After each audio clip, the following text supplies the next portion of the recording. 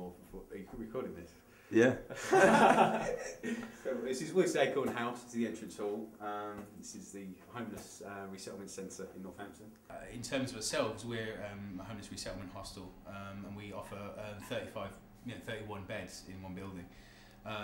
However, we're one of a kind in pretty much this area, the Midlands. I couldn't say nationally. I think there's one or two other places, but the demand we face as a result of kind of people or referring them to us, we get a hell of a lot of people at that door. So kind of often says to me that there isn't enough out there. Each floor and landing has showers and bathrooms. It's fairly basic. It's comfortable, but basic. Very basic. There is also the Hope Centre over the road who do a lot of work. Not so much in kind of accommodation or direct support, more kind of things like making sure people have the basics and making sure people can be helped towards kind of accessing a bit more kind of signposting, a bit like what we do. We identify a person's needs, then we try and kind of point them in the right direction. Hope Centre, just as adequate, to deal with that as we are.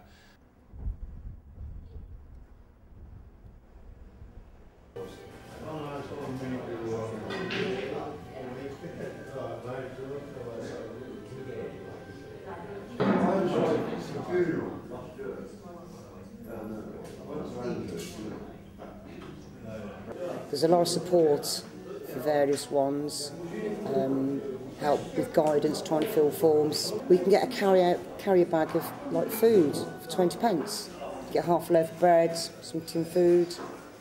It's enough in the bag to do you some meals, especially when you're out on the streets at night. It's yeah, they help us survive.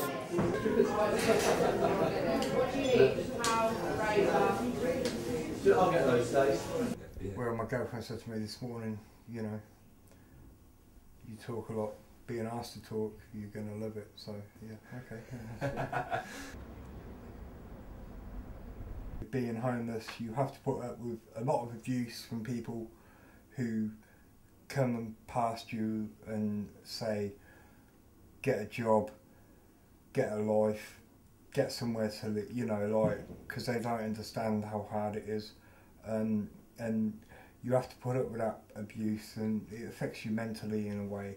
It does get you down. You do tend to feel a little bit depressed because you're fed up with people judging you when they don't know what your situation is.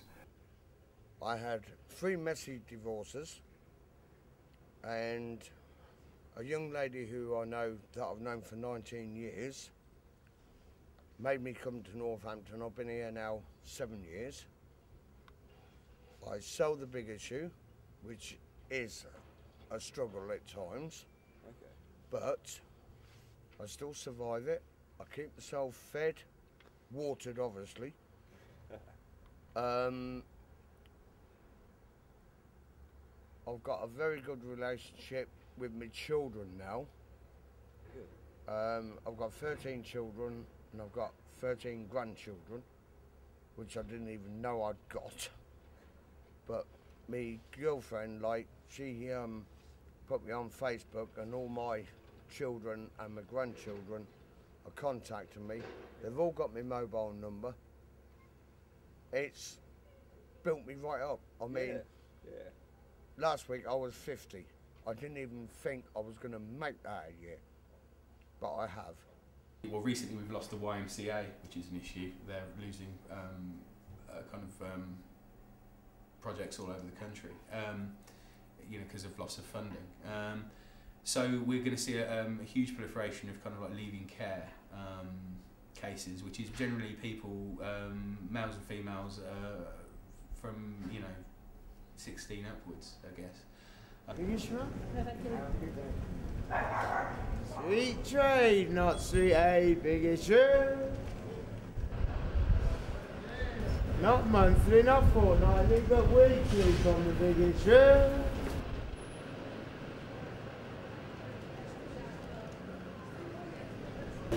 My name's Martin, originally from Wellingborough. Because of my health issues, I was able to get a flat. It's a nice flat, it's up Rye Hill. Very quiet and that, the way I like it. I come out, do what I have to do out here, go home, shut my door, shut the world out, and that's it until the next day. But yeah,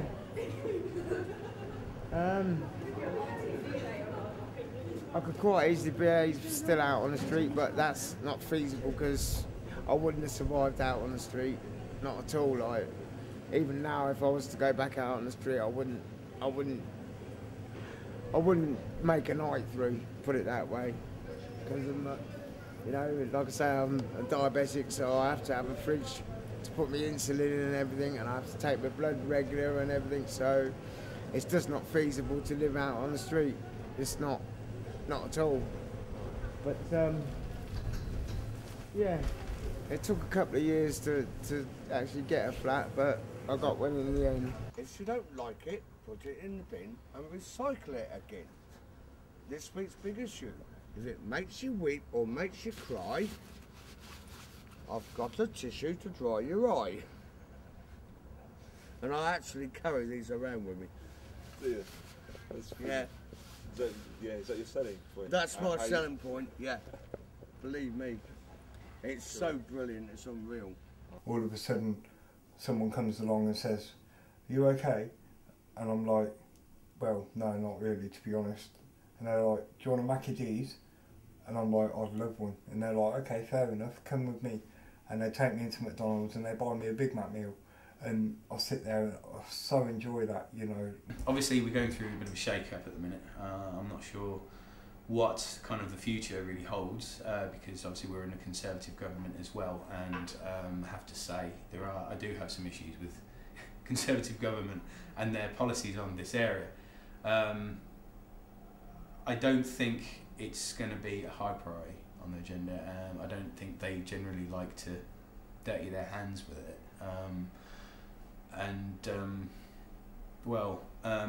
I'm hoping there will be some kind of, I mean, okay, there's talk now of kind of like giving people kind of a one-chance shot at drug rehabs and things like that. That kind of says to me there's a clear lack of understanding on what the issues are facing some of these people and how they go about, you know, successfully moving through a treatment modality. You know, the things that are involved, the support needs, things like that. To say that okay, someone's got so many months, one chance to get through, you know, it's almost too much pressure to be successful. And you know, that's just on the drugs front. I mean, they're, you know, inextricable, both things, homelessness and drugs. You can't separate them. But in terms of, you know, providing for kind of the homeless, I don't know really what's going to go on. It's its own community. Everybody helps each other. Nobody has nothing, but what they've got, what little they do have, they share to somebody that's got absolutely nothing. With the help of the Hope Centre and the likes of Richard and Sarah and Helen, who get us involved, rebuild our confidence, self-esteem, because you lose it all. And they help us rebuild all that slowly, get us involved with various projects and things, so yeah. Without this lot, I don't think we'd survive. There you go. It's one of the hardest things you can ever experience. And I'm telling you people now, I'm looking at the camera straight, so when people watch this, they can see. You make sure that there is no way on this planet that you ever end up homeless. Because there is nothing worse than having to climb into a skip, lay down on a bunch of cardboard, cover yourself with plastic until the morning, and then get up and climb out, not know where you're going, what you're doing, or anything like that. It's horrible, believe me, absolutely horrible. And I'm talking about homelessness. I'm not talking about drugs, I'm not talking about drink, I'm not talking about anything like that, any kind of dependency. All I'm talking about is when you're homeless, it is the real deal. It really does affect you. And if you don't get over it, it will affect you for your life. I promise you that. So please, if you're listening, please just make sure that you do not end up in that situation, because it is the worst situation you can be in. It is, really. Okay? Thank you.